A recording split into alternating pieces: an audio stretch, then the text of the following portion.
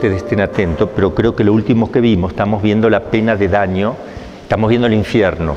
Dentro del infierno estábamos viendo la pena de daño, que consiste en la privación de Dios, que es el bien principal. Eso es lo más tremendo, lo más terrible, se priva uno de Dios, del bien absoluto, de la verdad suma, de todos los anhelos del ser humano, de todos los anhelos de un ángel, de todo anhelo de cualquier persona, sea angélica, humana, divina, hasta Dios se anhela como sumo bien y suma verdad. Se goza. El gozo es algo sustancial en Dios. Él es eso, es gozo. Es gozo porque es verdad y es bondad. O sea, no hay en Él otra cosa que ese infinito gozo por la verdad misma, por la bondad misma, es la felicidad misma, es el cielo mismo.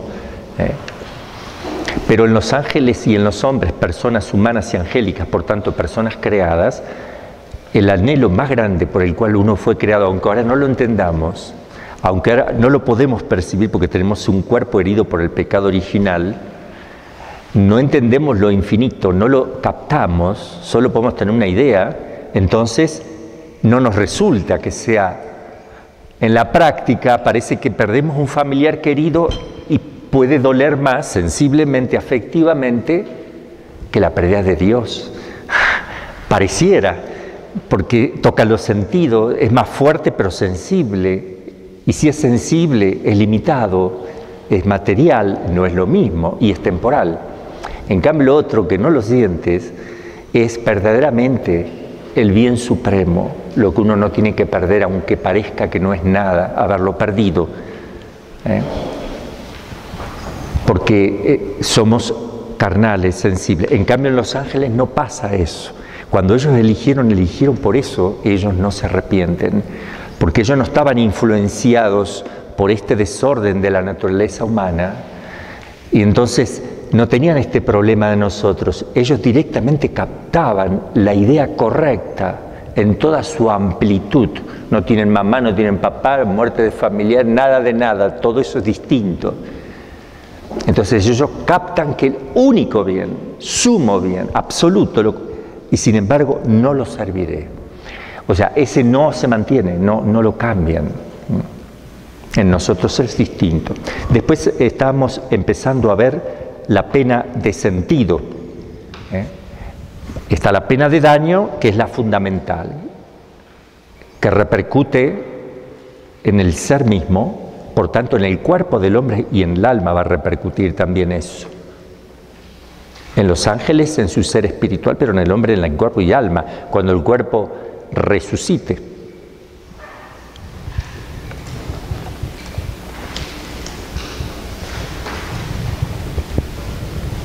En ellos no se dice de los que van a resucitar que están condenados, es el cuerpo resucitado, no glorificado, resucitado. Glorificar el cuerpo es por la gloria del alma que va a tener en el cielo, que redunda en la gloria del cuerpo. En ellos solo es un cuerpo resucitado, claro, con la misma naturaleza que el nuestro, espiritualizado, no sobrenaturalizado en ellos, pero espiritualizado. Es decir, hecho de una naturaleza que se puede perfectamente unir a la agilidad del alma, al pensamiento, etc. Pero en ellos no sobrenaturalizado. Nosotros sí, hijos de Dios, incluso el cuerpo participará de esa filiación divina, está divinizado por la gracia. Creo que quedamos ahí, si no me equivoco, en la página 104. ¿O pasamos más adelante? 113. Wow, entonces vamos a ir resumiendo rapidito, solo. Yo dejé mi papel ahí, me lo olvidé de sacar entonces, y es más adelante. 113, ok. Vamos a seguir resumiendo rapidito. Veíamos el fundamento de la pena de sentido, el sentido, acuérdense, con el sentido con que se ofende a Dios, así ahora me acuerdo que le hemos hablado, ¿verdad? Con ese sentido se tiene que pagar y de ese modo, eso es justicia.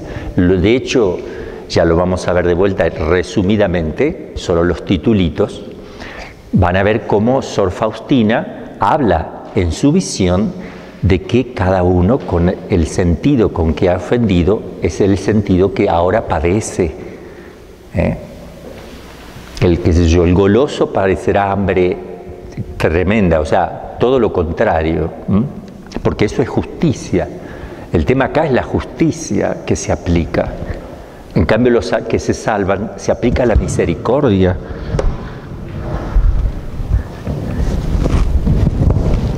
En los condenados también va a haber de alguna manera misericordia, porque si tuvieran que pagar estrictamente lo que es una ofensa infinita a Dios, morir sin Dios, no lo aguantaría la naturaleza ni angélica ni humana. Por tanto, vamos a ver cómo también Dios tiene misericordia, porque lo dice también la Escritura. Tiene misericordia con ellos, porque no les da todo el rigor que deberían tener. No obstante, todo esto que estamos hablando, que parece una mínima sombra de lo que deberían, es tremendo, ¿no? Vimos la Sagrada Escritura que afirma también la presencia de un fuego, ya dijimos, de un fuego, por tanto hay purificación material del cuerpo, pero también es un fuego que toca el cuerpo glorificado, y si toca un cuerpo glorificado tiene que tocar también el alma y por tanto al ángel. Ese fuego es un fuego de naturaleza distinta, pero es material y que toca lo espiritual. Yo creo que analógicamente hablando ese fuego es como el cuerpo glorificado, de la misma naturaleza que ese cuerpo glorificado, que va a ser una materia distinta a la que conocemos nosotros, por el cual puede tener un dominio muy total sobre la materia que sí conocemos. Entonces el fuego tendría que ser de esa naturaleza para que sea compatible y que a su vez, como el cuerpo está espiritualizado, toca el alma al tocar el cuerpo y toca los espíritus que están condenados. Pero es un fuego en el sentido estricto de la palabra, aunque de naturaleza distinta de la que nosotros conocemos. Acá habla el magisterio, la razón teológica, que la hemos visto. Vimos los padres de la Iglesia, hablan de fuego real, de fuego verdadero.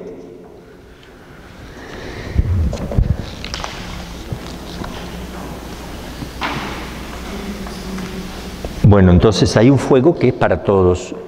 La pena de daño es fuego, pero a su vez cada uno en concreto debe pagar por el sentido con que más ha pecado, etc. Eso es proporcionado. ¿Qué cosas van a influenciar en la pena de daño? Dijimos, el lugar mismo del infierno.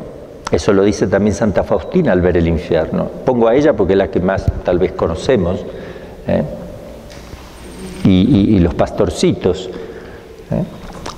El lugar mismo del infierno, que va a ser tremendo. La compañía de los demonios y de los demás condenados. Una compañía asquerosa.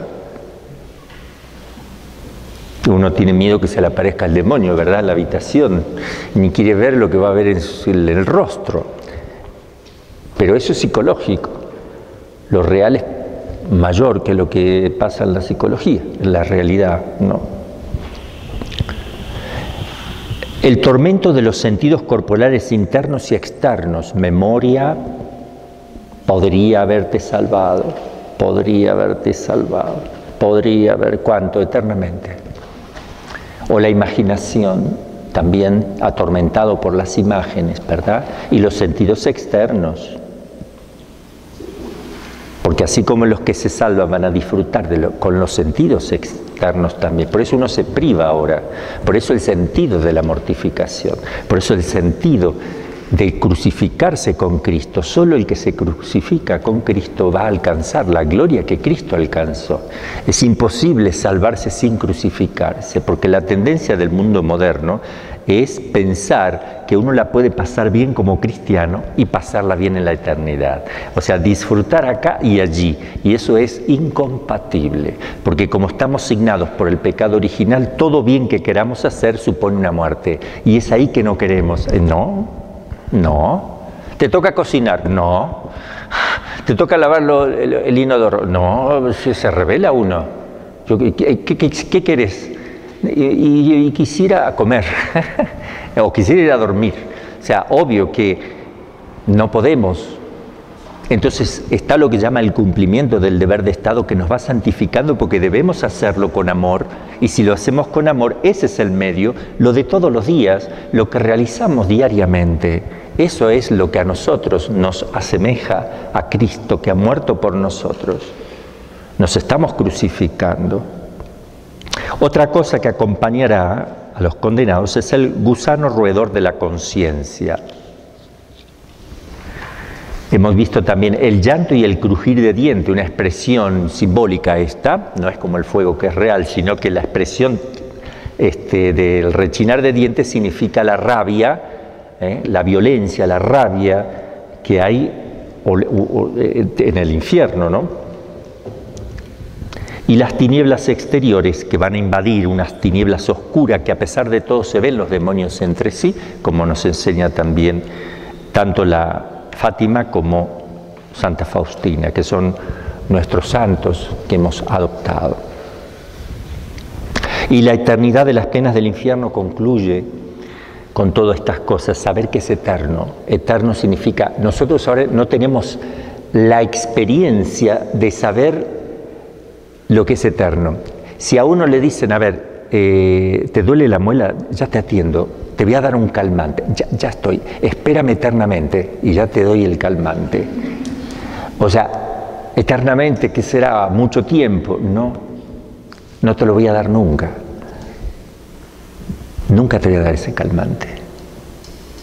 Pero acá hay que tener cuidado la terminología también, porque uno dice, bueno, van a sufrir por toda la eternidad, pero bueno, ¿y cuándo? Enseguida viene la pregunta, cuando termine, se acabará. Esa es la experiencia que tenemos aquí. Que tú te vas a lavar los baños y termina. Vas a cocinar y no te gusta cocinar, pero termina. Y luego tienes el reposo. Acá cambian las cosas, pero allí no.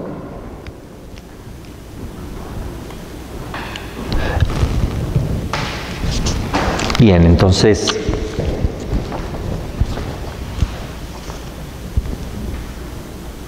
bueno, yo voy a retomar la página 112, no la 113, para tener un orden. Vamos a retomar entonces, las penas del infierno son eternas, punto. Ahora vamos a explicación teológica de la eternidad de las penas del infierno, porque aquí entran algunas hipótesis que se están dando, si quieren utilizar. Entre paréntesis, para los religiosos solo, no importa, porque si no, ahora me acordé de algo, les mandé unas palabras del padre Amort, hermosísima antes de morir, obviamente. Habla sobre Fátima, cosas muy lindas sobre la consagración de Rusia, muy lindo. Lo que yo a él se lo escuché hablar a él ya en persona, pero ahí lo pone y se los mandé para que lo puedan ver. Y también el padre Santiago también hoy les mandé para que vean en alguna recreación, fíjense, de ver un poquito un análisis de lo que está pasando en este momento en la iglesia, que comparto absolutamente todo de punta a punta, y quiero que lo escuchen porque es como si yo también se lo diría, ¿verdad? Bueno, entonces, explicación teológica. La razón teológica descubre que las penas del infierno no podrían tener término. Solamente podrían terminar, eso de eterno, podría terminar si se dieran tres cosas.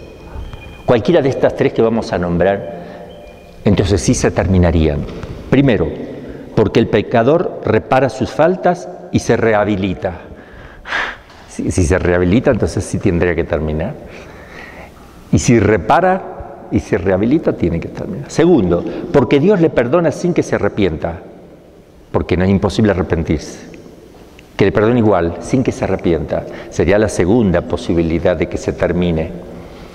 Tercero, porque Dios le aniquila, es decir, lo disuelve, hace que desaparezca, así como aparece la materia del pan cuando se transforma, cuando se multiplica. Aquí sería al revés.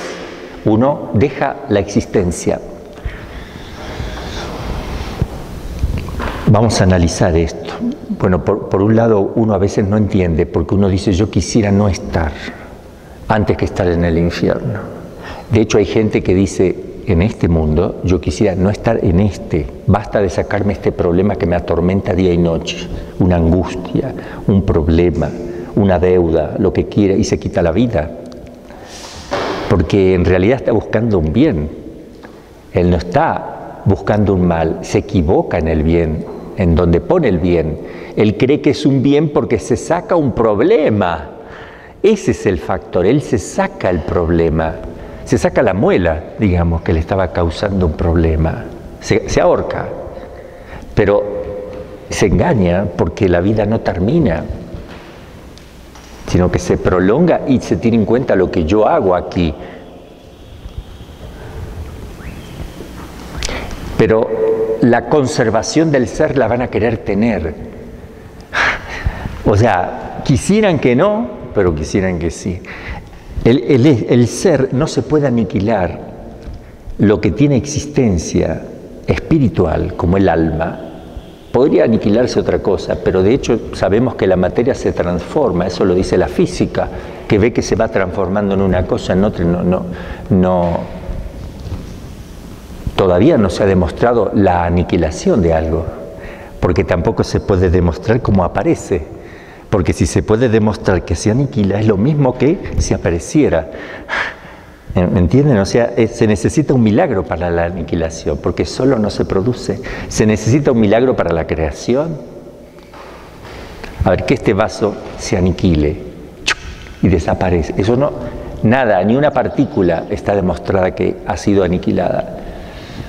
Ha sido desaparecida, sí, porque aparece de otra forma, de otro modo, en una energía, no lo que sea, se transforma. La materia prima, forma sustancial, acuérdense los que vieron filosofía, la forma va cambiando, la materia no. Materia prima no cambia, aunque la materia prima no es nada si no tiene la forma. Pero aniquilar a quien fue creado para la eternidad, hay una contradicción de Dios. Ellos mismos saben, los condenados, los demonios y las almas, ellos mismos saben que la aniquilación sería algo que de alguna manera lo desean, pero por otro lado saben que eso es algo mejor, el existir, que el ser aniquilado, aunque hay una contradicción en ellos. Ahora, los que van a estar en el cielo contemplando semejantes cosas, se van a dar cuenta de la bondad de Dios que los conserva, la sabiduría y la no contradicción de Dios, porque ellos fueron creados libremente para amar y no amaron. No es Dios que ahora Dios tiene la culpa. Y verán cómo Dios ha sido solícito de millones de maneras para que se salve el alma y no se ha escuchado. Entonces vamos a ver estos 3 puntos. Cualquiera de estas 3 afirmaciones sería herética y absurda, las que hemos dicho, ¿no? Pero vamos a demostrar. Primera hipótesis, el arrepentimiento y rehabilitación del pecador condenado. ¿Por qué no es posible? Esto está condenado primero por la Iglesia, en el magisterio de la Iglesia. Ahí tenemos Denzinger 2:11. Pero además, si queremos encontrar razones, porque contradice el dogma de la eternidad de las penas del infierno. Entonces, si no vas a estar eternamente, ¿cómo compaginas que el infierno es eterno, como lo enseña el dogma de la Iglesia?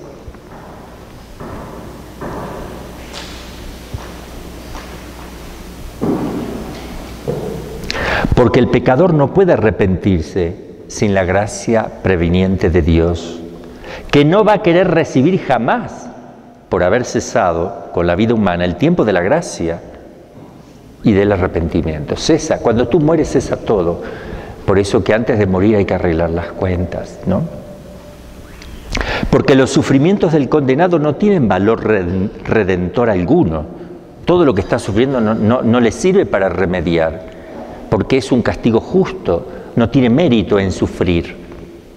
Y no lo va a ofrecer, no lo va a querer ofrecer. Y si lo ofreciera no tiene sentido, ya pasó el tiempo de la prueba. Porque el pecador en el infierno está tan obstinado en su maldad que rechazarían el acto, la gracia del arrepentimiento, si Dios se la ofreciera misericordiosamente. Pero Dios no tira perlas a los cerdos ni margaritas, porque los cerdos la pisotean y se vuelcan contra Él. Eso lo enseña Jesús. No echéis perlas a los puercos ni margaritas, porque no sea cosa que pisoteándolas se vuelquen contra usted, porque la desprecian, porque no la saben valorar. No la van a querer. Tú no le vas a dar a alguien algo que te lo va a tirar en la cara. Porque la naturaleza misma de la eternidad impide todo cambio con relación al fin último. No hay cambio con respecto al fin. Libremente escogido en el momento de la vida y especialmente en el momento de la muerte. Uno lo va escogiendo en vida y especialmente queda definido eso en el momento de la muerte. La segunda hipótesis, porque Dios le puede perdonar sin que se arrepienta. ¿Por qué no le perdona sin que se arrepienta? Segunda hipótesis. Esta hipótesis es también herética y absurda. Herética porque contradice el dogma infalible de la eternidad también. Y es absurda porque contradice los mismos atributos de Dios que reclaman y exigen la eternidad de ese infierno. Primero contradice la justicia de Dios. La justicia exige que se castigue al pecador obstinado en su culpa por una pena infinita, porque el pecado encierra en todo modo una malicia infinita, aunque no lo veamos eso nosotros, porque a quien se ofende es infinito, como dice Santo Tomás. El pecado cometido contra Dios tiene cierta infinitud por razón de la infinita majestad divina. Por eso a veces uno puede confundirse, porque uno puede pensar, no, yo pequé contra mi hermano, que me enojé con él, pero no contra Dios, yo no quiero ofender a Dios.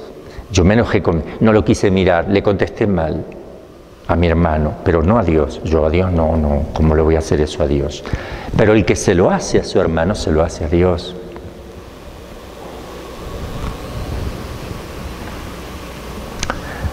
Y toca lo infinito.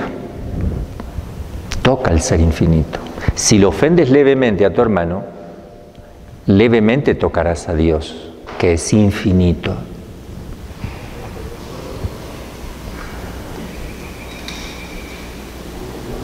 Y como el hombre no puede soportar una pena infinita en intensidad, tiene que soportarla infinitamente en la duración. A ver, bienvenidos, hermanito, adelante. ¿Me entendieron esto que es muy importante? La pena que deberían tener los condenados debería ser infinita, porque infinito es a quien han ofendido. Pero si pagaran infinitamente en intensidad, no aguanta ninguna criatura. Entonces, ¿cómo lo pagan? No en intensidad, sino, ¿cómo? En el tiempo. Poco, lo que pueda soportar una criatura, lo máximo que pueda soportar, pero se prolonga en el tiempo eternamente. Entonces sí pueden pagar la ofensa infinita en justicia, porque la eternidad es infinita en ese sentido, entre comillas, eterna. Entonces no por la intensidad, porque no lo podrían soportar y por eso Dios tiene misericordia, porque sí, no soportaría, pero lo que no se puede en intensidad, se puede en el llamado tiempo, que en realidad no es tiempo, la eternidad. Y lo otro contradice el amor mismo de Dios, aunque parezca increíble, el perdón otorgado a los condenados del infierno estaría en contradicción con el mismo amor de Dios. O sea, si Dios perdonara, Dios en el mismo amor de Él habría una contradicción. Dante Alighieri, cuando colocó a la puerta del infierno esta expresión, me hizo la divina omnipotencia, la suprema sabiduría y el primer amor. En la puerta del infierno. ¿Quién hizo el infierno? La divina omnipotencia, la suprema sabiduría y el primer amor.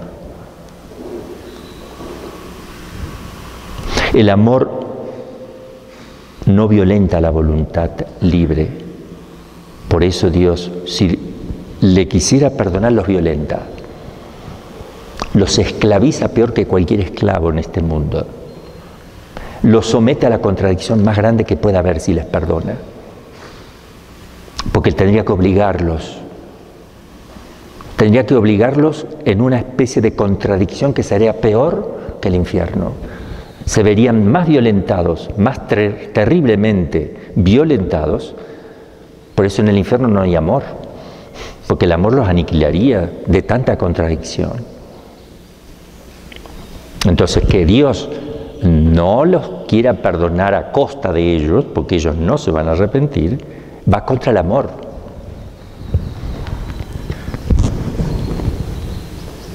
Acercarlo a sí mismo sería peor que el infierno y ontológica y teológicamente imposible.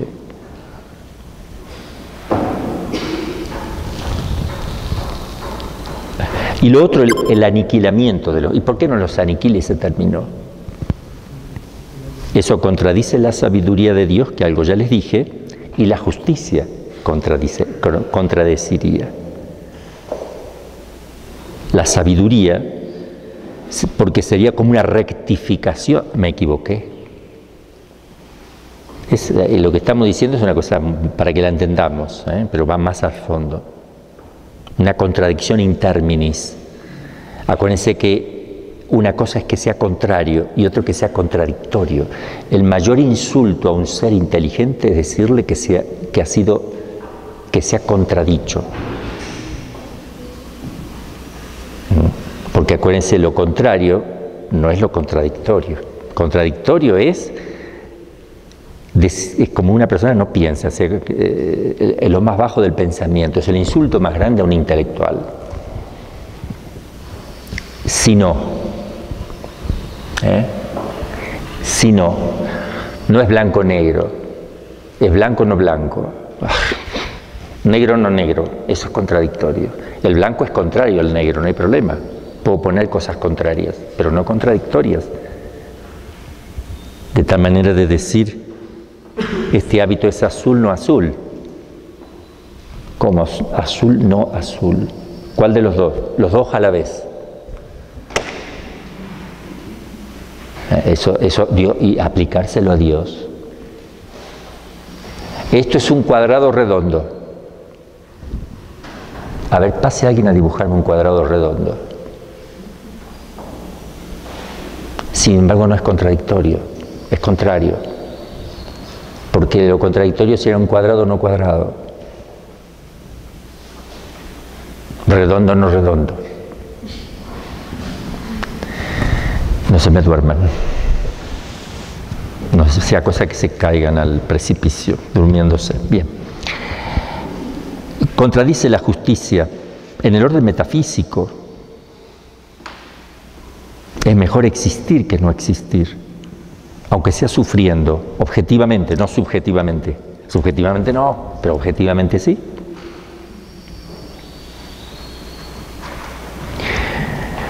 Hay muchas cosas interesantes para analizar, ahora vamos a ir viendo algunas cositas muy interesantes. Porque los condenados, como los que se salvan, dejan cosas acá en la tierra. No solo su cuerpo que se va corrompiendo, dejan cosas. Y han hecho, un condenado hizo cosas buenas también. Y ha dejado cosas buenas. Se condenó, pero dejó dejó un hospital. Hizo un hospital. Y gracias a eso, mucha gente puede encontrar alivio.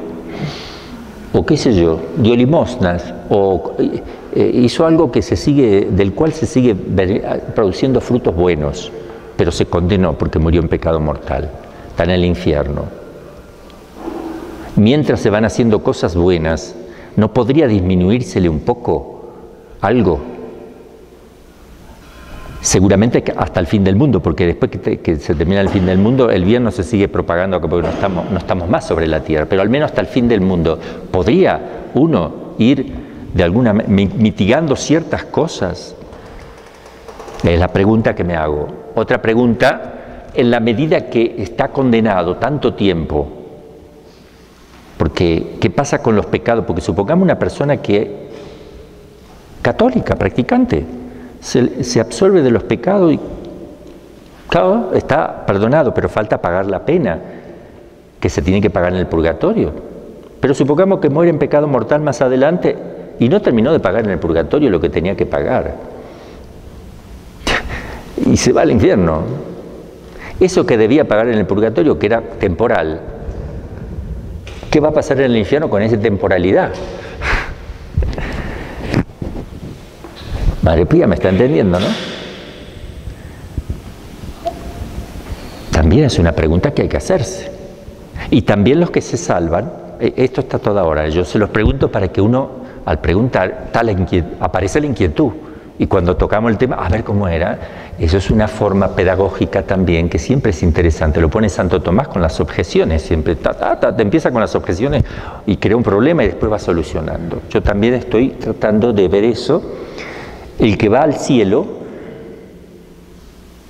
que ya tiene su recompensa, un santo, a ver, Madre Teresa de Calcuta, al cielo derecho. Y las hermanas de la caridad siguen haciendo caridad y amando a Dios y haciendo penitencia y salvando almas, gracias a la Madre. Y la Madre entonces ya tiene su felicidad completa, ¿no va creciendo su gloria? Otra pregunta. A lo mejor podemos distinguir entre gloria esencial y accidental. ¿Y hasta cuándo? Si fuera así.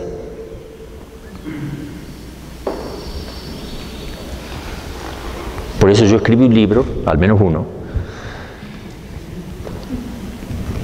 para morir tranquilo. Pero no sé si va a ser porque se me vaya disminuyendo si voy abajo o se vaya aumentando si voy para arriba. Bueno, pero es importante hacer el bien. Salvar un alma es salvar la propia, decía un santo. Creo que San Alfonso lo decía, ¿verdad? Si tú salvas un alma, salvas la propia.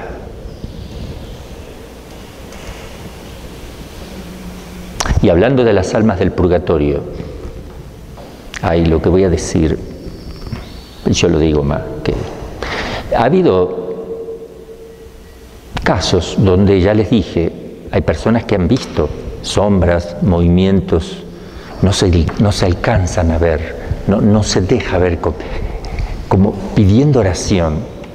Siempre está el misterio en eso. Yo les puse, creo que se los dije, ¿no? Una hermana mía, religiosa, que veía a la religiosa que había fallecido hacía poco, la veía en la sacristía que la espiaba, así. Cuando ella miraba, se corría. Justo en una esquina, iba para atrás y no la veía. Y le estaba pasando a varias hermanas y no se comentaban entre ellas. Y después sí, llegó un momento que empezaron a mí también, yo también la vi. O sea, que sí era y que no era, que sí era y que no era. Vienen a pedir oración. Yo ya se los había dicho eso, pero no sea cosa que nuestro hermano Cristian esté también pidiendo oraciones.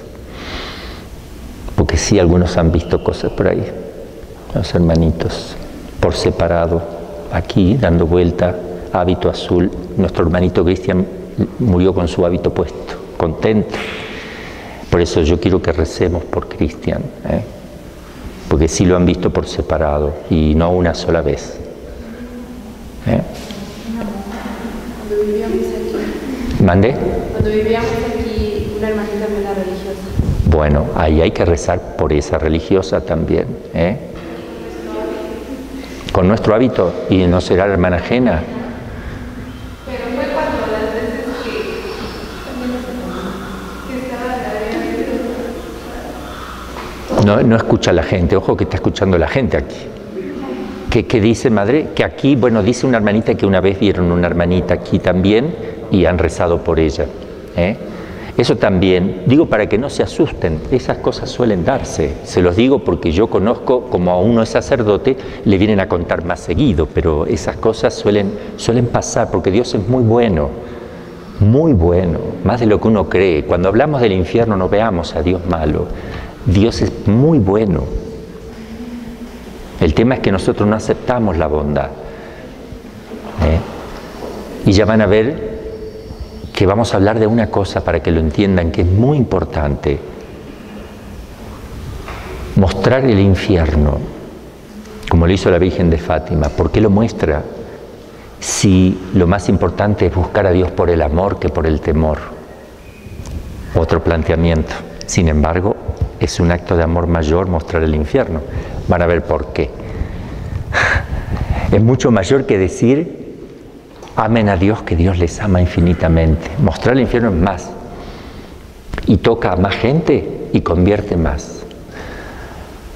Según las circunstancias históricas y según el hombre que está herido por el pecado original, que más le va el rigor que la bondad.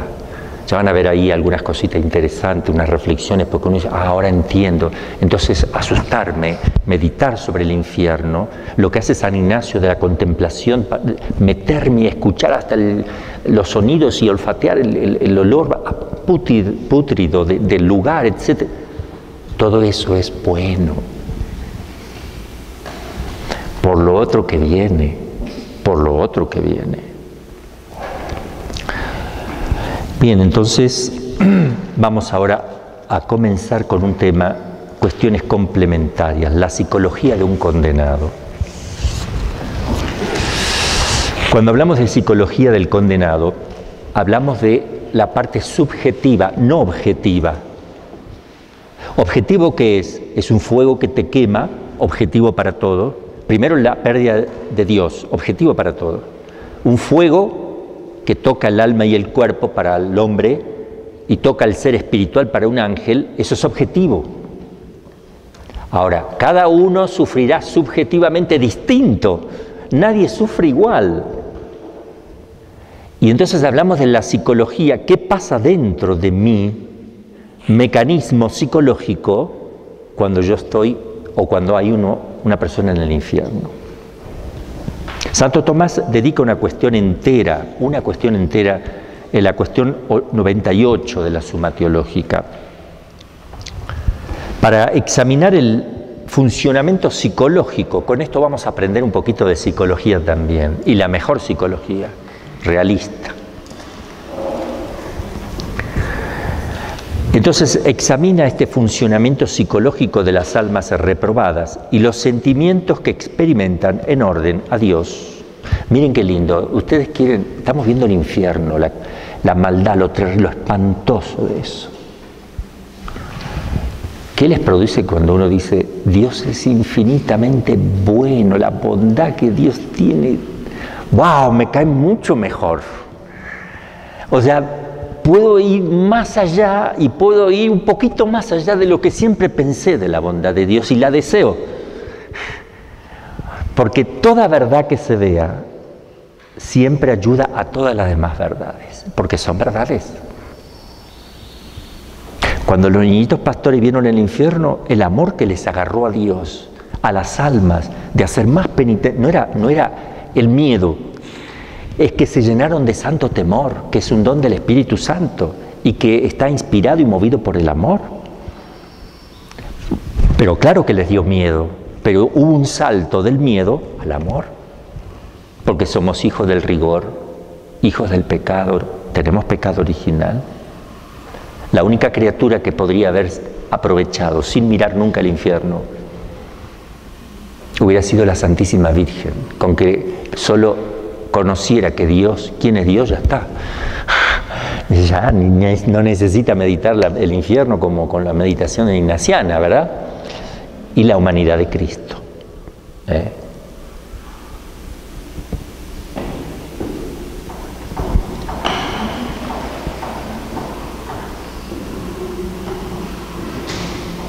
Con lo que ustedes vean qué duro y qué fuerte fue el pecado de Adán y Eva. Pecaron contra el amor directamente. Contra el amor directamente. No pensaban en el infierno, que no había, o sea, estaba el infierno, pero no, al menos no se ve que se les haya sido revelado el tema del infierno. Vieron una serpiente mala que hablaba y se dieron cuenta que era un espíritu que tenía inteligencia, pero no les pareció demasiado extraño en un mundo donde estaban descubriendo cosas nuevas.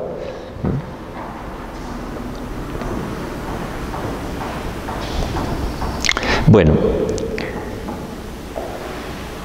recordemos a San Ignacio tratando de enseñar a analizar a través de la aplicación de sentido que un demonio o un alma condenada experimentan allí para tomar conciencia y alejarse del pecado. También Nuestra Señora del Rosario de Fátima, al mostrar el infierno, ahí dice, para que se recuerden a los pastorcitos. Vamos a ver esta psicología. Vamos a ver qué pasa en el entendimiento, qué ideas van a circular. ¿Qué pasa en el entendimiento? No solo con las ideas del entendimiento, sino que en el ser humano también entra la imaginación y la memoria aquí, como conocimiento sensitivo, no solo como conocimiento intelectual. Y luego vamos a ver qué pasa por la voluntad o los apetitos. La voluntad en el orden espiritual, el querer más profundo y el apetito sensible también. En el entendimiento se pueden usar de la ciencia adquirida en este mundo.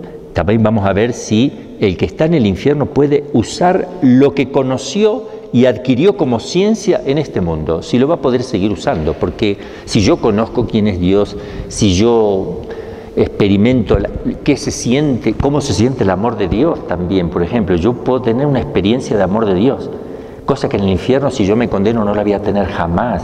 Pero yo me puedo ir con esa idea de lo que eso fue, sí o no. Pues si yo pudiera y me viene a la memoria lo que fue eso, tremendo. Eso lo vamos a plantear, acá lo plantea Santo Tomás. Obvio que sí, ¿no? Pero vamos a dar un argumento teológico y uno filosófico. Después vamos a ver en el entendimiento si los condenados piensan en Dios. Sí o no, y si piensan, ¿qué piensan? ¿Qué pueden pensar de Él? Se lo plantea Santo Tomás. Mire, Santo Tomás, wow. Otro tema de la inteligencia, si ven la gloria de los bienaventurados, si pueden con el entendimiento captar el bien de los que se han salvado, más que verlo con la vista, ¿no? O también si les es revelada, podríamos añadir, si les es revelado a ellos, cuánto aman a Dios allá.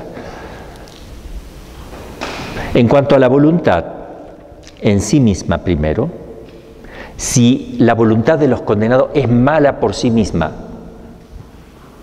o pueden ellos hacer algo menos malo, que sería bueno. Porque tienen libertad, ¿eh? Ellos, por ejemplo, los demonios tienen libertad de seguir haciendo el mal o no. Y hay de aquellos que sigan haciéndolo, porque se les aumenta la pena, que ellos saben. Por eso no quieren salir de los posesos, porque inmediatamente la pena se le va aplicando. Y mucho más en el juicio, porque mientras ellos vivan y sigan haciendo mal, hasta el fin del mundo también para ellos, pueden seguir creciendo en maldad. O evitar maldad. Si evitan maldad, ¿es un bien?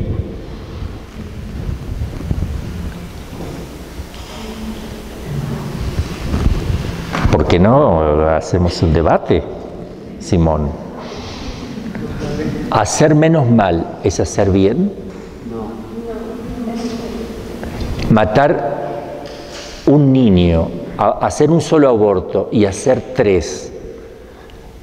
El que hace solo uno, ¿hizo una maldad mayor que el que hizo 3? Entonces hizo un bien menor. Hizo un bien porque no mató a otros 2. No mató a otros 2. ¿Cómo no hizo un bien? Lo menos malo no es un bien. Bueno, siempre es malo. Bien, todo esto lo digo por la gente que nos... por ustedes también y por mí también. Siempre es malo. El menos mal siempre es mal. Entonces el castigo, porque todo tiene su castigo, será menor, pero siempre será un daño para ti. No te van a recompensar el menos mal. A no ser que te arrepientas. En esta vida, sino en la otra. Entonces, en sí mismo, si su voluntad es mala, si son malos, si quedaron hechos malos, digamos que no pueden hacer nada que sea un bien. Por ejemplo, un demonio clavarle, por decir así cosas muy plásticas, el tridente más fuerte o menos fuerte, porque ellos van a atormentar a las almas, además de ser atormentados, porque ¿cómo es que atormentan? No pueden no atormentar, porque al ser ellos atormentados, necesariamente atormentan a todos los que están al lado. Ustedes vieron que una persona que está,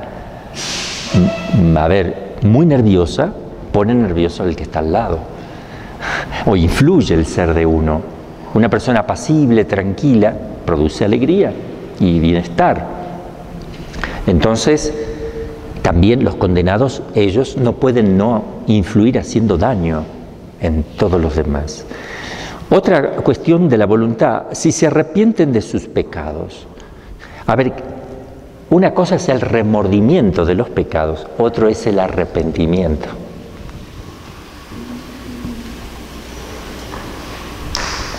Por eso cuando uno se va a confesar tiene que tener cuidado de no estar, decir, ay, ¿por qué? Ay, ¿por qué hice? Tiene remordimiento, pero no necesariamente tiene arrepentimiento, porque a lo mejor está así porque él se ve que falló, como yo fallé. ¿Cómo voy a fallar yo? Yo prometí, ya, otra vez. Una cosa es el remordimiento, otra cosa es el arrepentimiento. El arrepentimiento supone una gracia, si no, no lo puedes tener. Y es la compunción del corazón, o lo que se llama la penitencia interna. Pero el remordimiento nunca es bueno. Vivir con remordimiento, eso no hace bien. Nosotros tenemos que vivir en confianza, en abandono a Dios, en el perdón, en el arrepentimiento continuo, pero no en el remordimiento. Ahora, en el infierno, podemos preguntarnos si se arrepienten de sus pecados. Otra pregunta, si pueden encontrar nuevas culpas. Si va aumentando.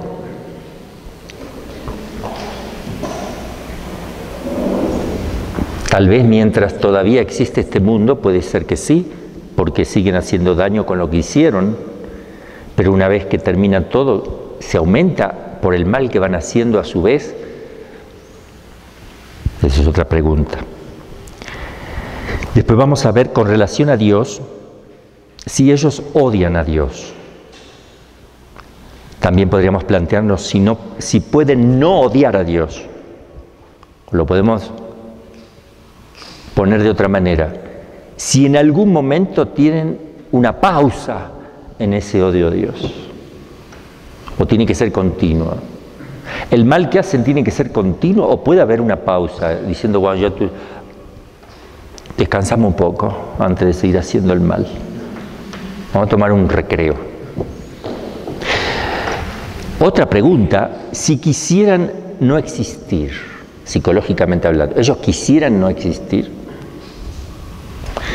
Otra pregunta, con relación a los demás, si ellos quisieran que todos se condenen, o quisieran que no, porque ahí en un pasaje del Evangelio, Lázaro y el rico, donde parece que el que está en el seno, el que está condenado le dice al que está en el seno de Abraham, Lázaro, que se le aparezca a su pariente para que tampoco se condene.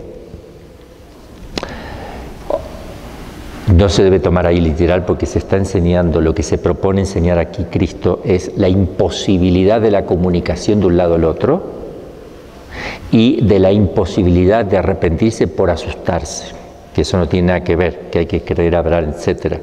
Porque si no, no puede establecerse un diálogo y Jesús está poniendo un ejemplo de un diálogo.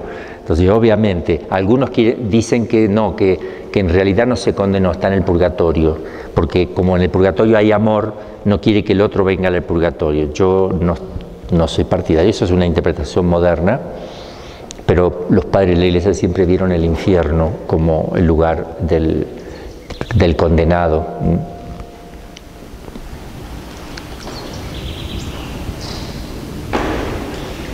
Vamos a empezar. La primera conclusión. Los condenados recuerdan las cosas que conocieron en este mundo, pero únicamente como materia de tristeza, pero no de deleite. Sí recuerdan todo, pero todo les produce tristeza, nada les produce agrado, porque todo les sirvió para mal, no supieron, todo es remordimiento allí, todo es remordimiento, no hay arrepentimiento.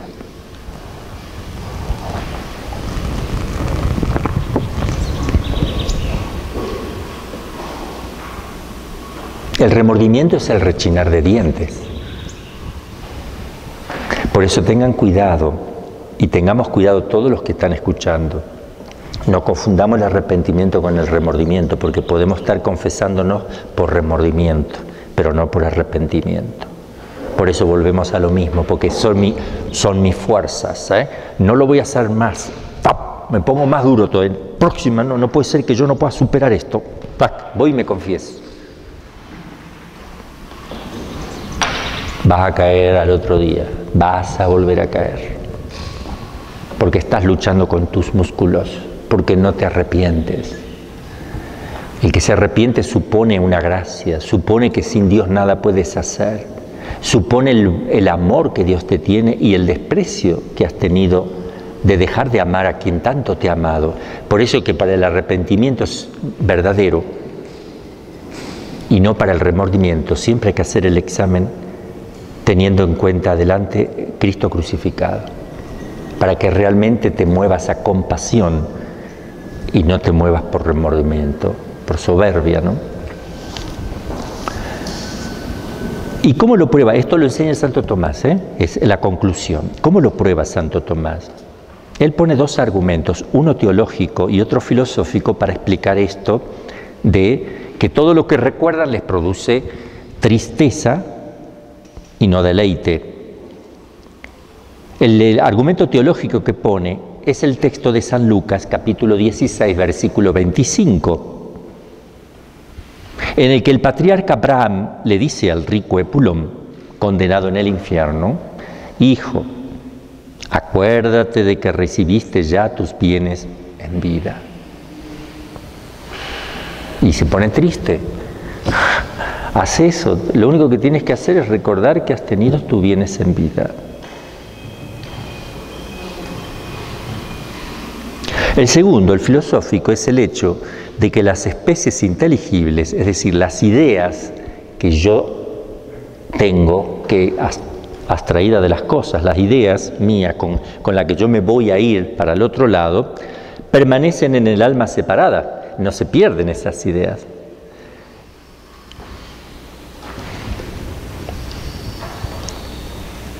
Pero sería en vano para los condenados si no pudieran usar de ellas. Luego pueden usarlas.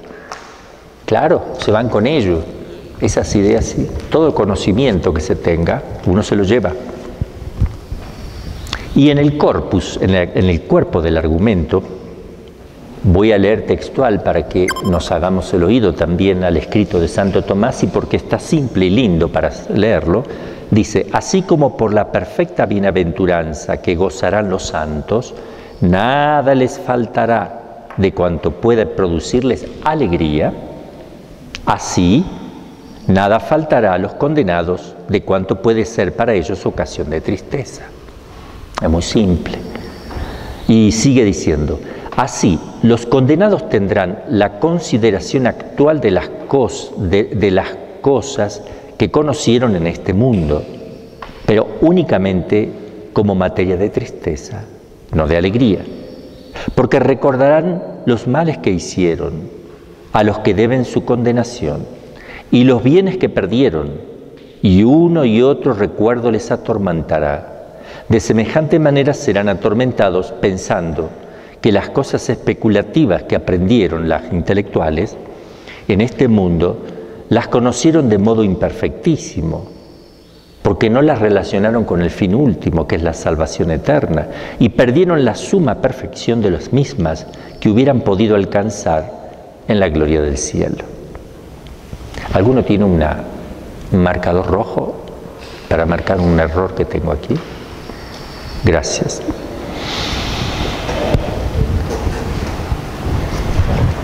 Gracias, Dios se lo pague. Yo voy corrigiendo los apuntes para que la gente que vaya a tener tenga todo ya corregidito. Por eso cuando empiecen a salir el curso, yo voy a solo publicar la mitad de los apuntes, porque la otra mitad tengo que corregirlo aún y no me gustaría que haya errores para los que van estudiando. Así que le voy a dar la mitad para que vayan estudiando a medida que vayan escuchando las pláticas. Luego mandaré la otra mitad.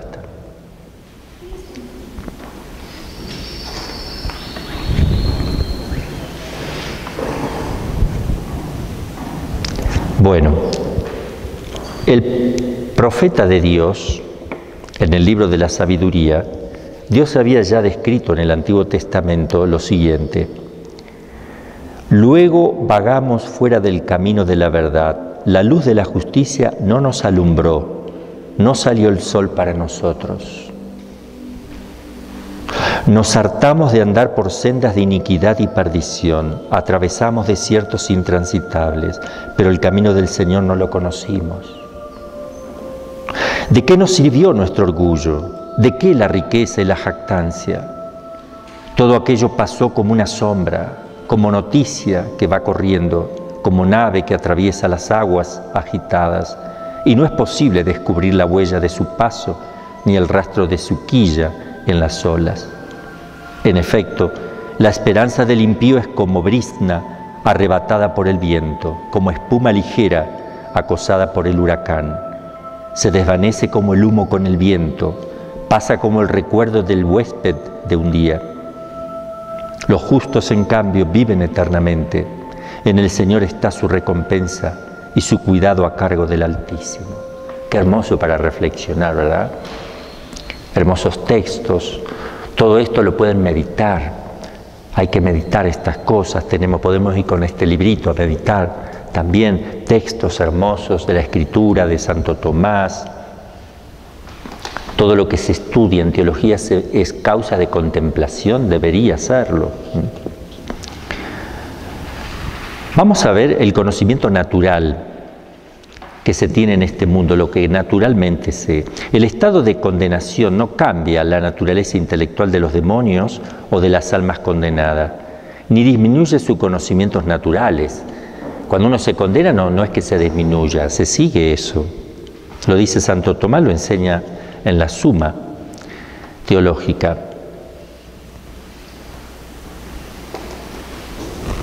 Es más, tienen mayor lucidez en el infierno que estando acá, porque aquí nosotros no tenemos la total claridad de las cosas, pero por la imperfección de nuestro cuerpo. Por tanto, en el infierno se van a ver con más claridad las cosas, no para agrado o apetito o para fruición de ellos, ¿no? Pero se ve así porque así es un alma separada, y después con el cuerpo glorificado es lo mismo, porque el cuerpo ya no es un impedimento para la luz intelectual. La inteligencia de los condenados conserva la luz natural y la ciencia natural especulativa adquirida en este mundo. Todo lo que aprendiste, si aprendiste a hacer un pastel, lo seguirás sabiendo, pero no te va a servir allá, ¿eh? Sabrás cómo se hace un pastel. Pero carece de la rectitud del juicio práctico para realizar un acto moralmente bueno. No lo va a hacer nunca más bueno. Si hace un pastel, le hará un pésimo pastel para obligarle a comer a uno que tenía gula todo el tiempo. Por decir, estoy diciendo un disparate, ¿verdad? Pero para que me entiendan que no es para un bien lo que... No tienen noticia alguna de lo que ocurre en este mundo. Ellos no saben lo que está pasando, que es otra de las cosas que quisieran saber. No saben, a no ser que Dios se los dé a conocer, o otros demonios tengan la autorización, porque el demonio sabe cosas, o que alguien que murió hoy, se condenó, le transmita a otro para dañarlo, lo que pasó con tu mamá, con tu tío, qué sé yo, para que sufra más, también puede ser, llega con noticias que el otro no tenía. Aunque la mentira es lo que va a caracterizar allí, así que no se sabe lo que va a ser verdad. La intensidad de sus penas no impedirá que los condenados puedan considerar clarísimamente todo cuanto puede serles ocasión de dolor. Ni el transcurso del tiempo les hará olvidar ninguna de estas cosas, porque el tiempo no hay olvido de la memoria allí. aunque en la eternidad no hay tiempo y no cabe, por consiguiente, el olvido.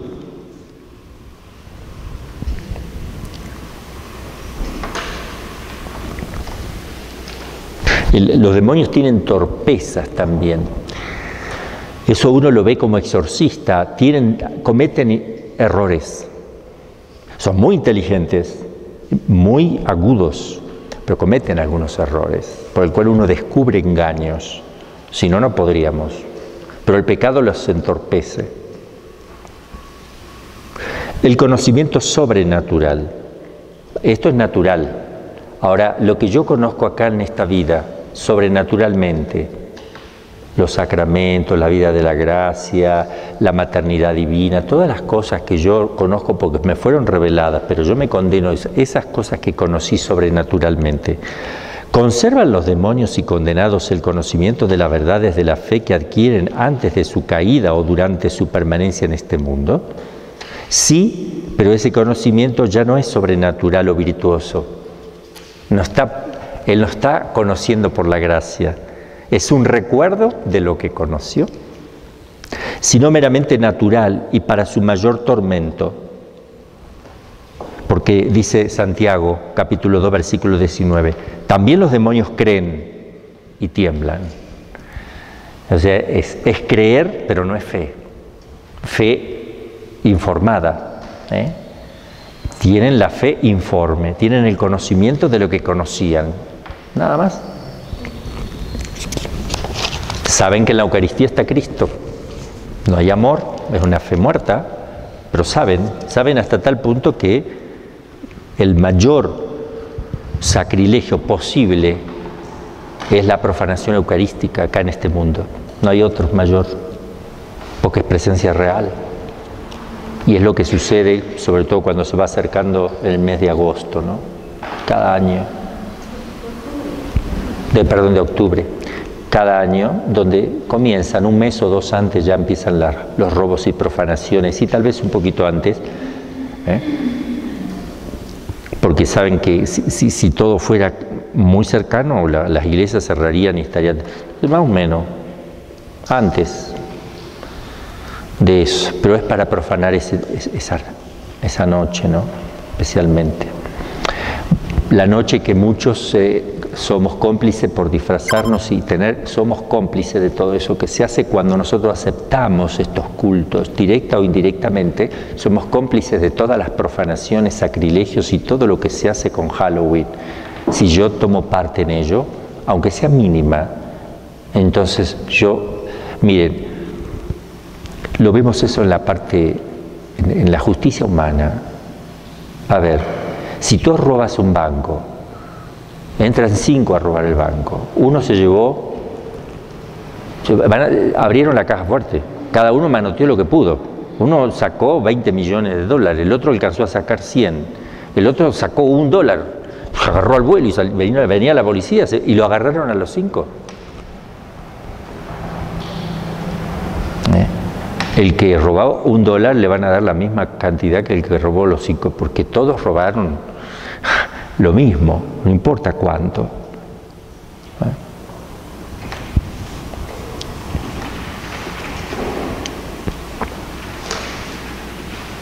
Otra conclusión.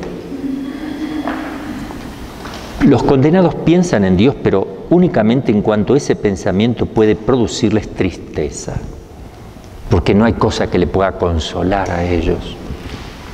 Dios puede ser considerado de dos modos: en sí mismo, o sea, en lo que le es propio, por ejemplo, en cuanto principio de donde procede toda bondad.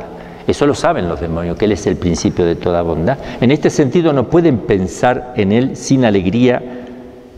En este sentido no puede pensarse en Él sin alegría o deleite, porque lo que los condenados no piensan jamás en Dios de esta manera. No lo ven a Dios como el primer principio que produce alegría, etcétera, ¿no?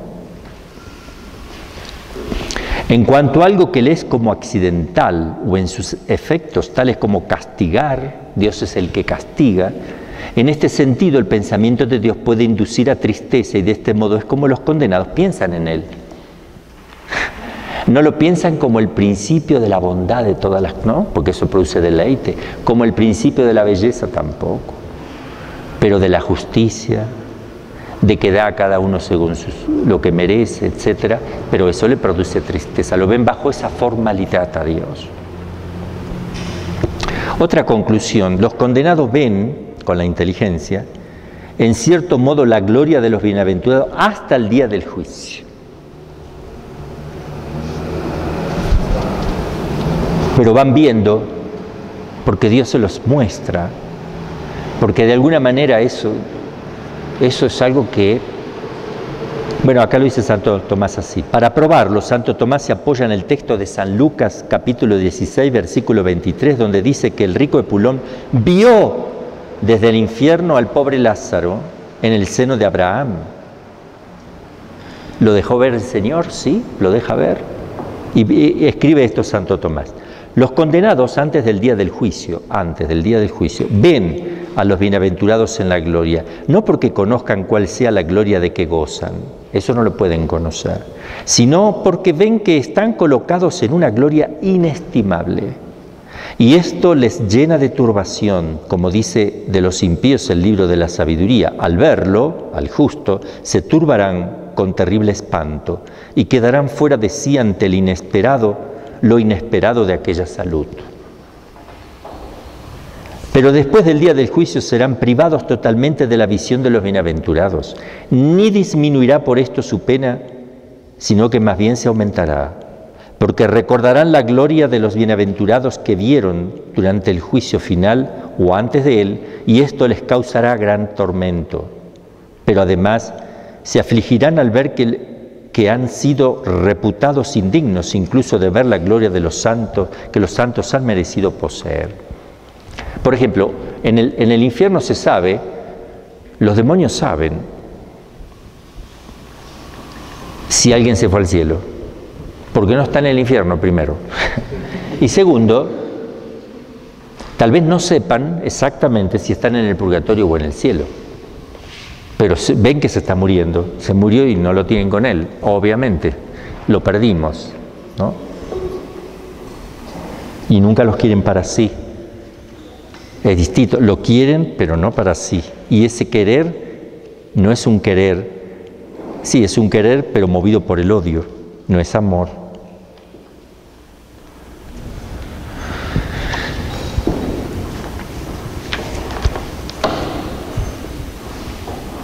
Hay unas objeciones aquí, lo vamos a leer. Objeción, que se pone Santo Tomás una objeción con esto. Dice, ignorando los condenados las cosas que pasan en este mundo, parece que deben ignorar con mayor motivo la bienaventuranza eterna antes del juicio final. Respuesta, las cosas que pasan en esta vida no afligirán a los condenados tanto, si las vieran, como la visión de la gloria de los santos.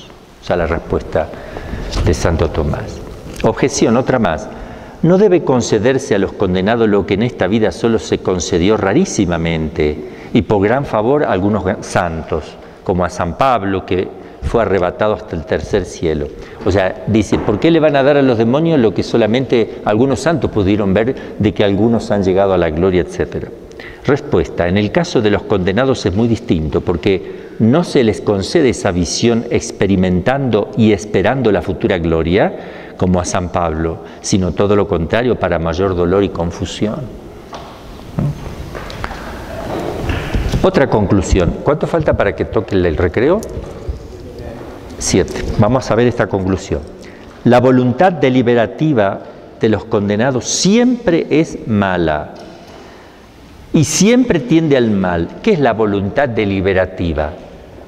La libertad que tienen de ir eligiendo entre una cosa y otra cosa, deliberar, pensar, razonar, dice Santo Tomás, la voluntad deliberativa de los condenados siempre es mala y siempre tiende al mal. Para probar esto, Santo Tomás dice, la voluntad obstinada de los condenados no puede inclinarse sino al mal, porque ya está dirigida hacia allí. Y la otra, la voluntad de los condenados es, con relación al mal, lo que la de los bienaventurados con relación al bien. Pero los bienaventurados nunca quieren el mal, luego los condenados nunca quieren el bien.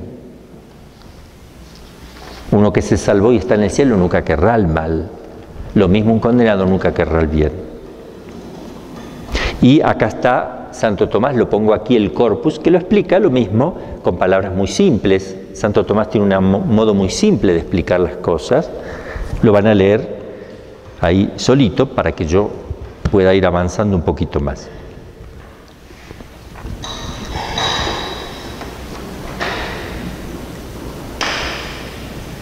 Ahora, el mal, para los condenados, el mal nunca es algo apetecible, deseable por sí mismo, nunca. Pero la malicia de los condenados les hace buscar ese mal como si fuera un bien. Es como que se alimenta de lo que no le gusta. Es como comer algo espantoso. Ni siquiera pueden practicar los actos de virtud puramente natural o política que acaso practicaron en este mundo. A ver, un hombre que se condenó, pero era bondadoso con la gente, pero no con Dios. ¿Va a ser bondadoso con los condenados y odiar a Dios? No, no va a ser bondadoso con los condenados. No solo porque en la otra vida no existe ya la sociedad civil, sino porque, aunque la hubiera, esas virtudes naturales permanecerían atadas por la obstinación de la mente. Otra conclusión, tenemos tiempo para la quinta. Los condenados no se arrepienten en modo alguno de sus pecados en cuanto son ofensa de Dios. Como ofensa de Dios no, porque ellos quieren que Dios sea ofendido. Sino que permanecerán eternamente obstinados en su maldad. Se arrepienten solo porque es un daño para ellos. ¿Entienden? No porque es una ofensa a Dios. Por eso es remordimiento, no es arrepentimiento. Y Santo Tomás expone esto diciendo, de dos modos puede acontecer el arrepentimiento de algo. Ojo, él usa la palabra arrepentimiento y hay que ver cómo está traducido, ¿no? Pero no es arrepentimiento. Bueno, vamos a usar el arrepentimiento, a ver qué dice. De dos modos puede acontecer el arrepentimiento de algo. De por sí, per se o por sí mismo, o por alguna circunstancia accidental, per accident. Se arrepiente del pecado de por sí el que lo abomina precisamente porque es pecado y no otra cosa, y esto sería el verdadero arrepentimiento. Y se arrepiente no de por sí, sino solo indirectamente el que lo detesta, no porque sea pecado, sino por la circunstancia que lleva consigo, por ejemplo, por las penas con que se le castiga, y esto no sería propiamente arrepentimiento, no lo pone Santo Tomás, sino que sería propiamente remordimiento. Ahora bien, los malos no se arrepentirán nunca del pecado en el primer sentido, por el pecado mismo, porque permanece en ellos la voluntad de la malicia del pecado, pero se arrepentirán o tendrán remordimiento del segundo modo, per accident, en cuanto se afligen de la pena que sufren por el pecado, aunque sin renunciar a él nunca. Por tanto, no están arrepentidos, propiamente hablando. Así, ¿a qué se debe esa obstinación satánica en el mal? Santo Tomás lo explica poniendo dos razones, una de tipo psicológico o natural y otra de tipo teológico o sobrenatural. A ver, ¿por qué esa rabia que tienen? Vamos a ver teológicamente y psicológicamente estas cosas. Porque así lo exige la psicología del alma separada. Mientras permanecemos en esta vida, somos libres para elegir el bien o el mal, en esta vida. Poniendo nuestro último fin en Dios o en las criaturas. Pero en el momento de la muerte, el alma queda definitivamente fijada. Esto es muy importante, esta expresión, fijada, fosilizada. Hemos dicho ya lo hemos dicho, en el fin bueno o malo que ha elegido, continúa siendo libre para escoger esta cosa o la otra dentro del fin bueno o malo que escogió libremente, pero no para cambiar o escoger otro fin distinto del que escogió. Luego, así como el mal es psicológicamente imposible en el bienaventurado, de igual forma es psicológicamente imposible el bien en el condenado. Por tanto, quedará el condenado eternamente obstinado en su maldad.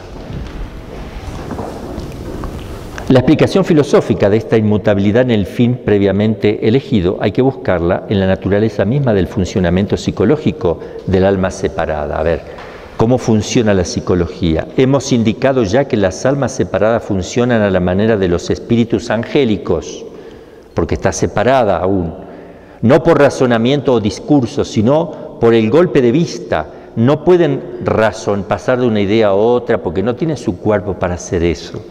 Captan todo de una sola mirada. Por eso dice, sino por el golpe de vista de una naturaleza instantánea. Y lo que de esta manera se ha elegido como fin último y definitivo es suyo irrevocable.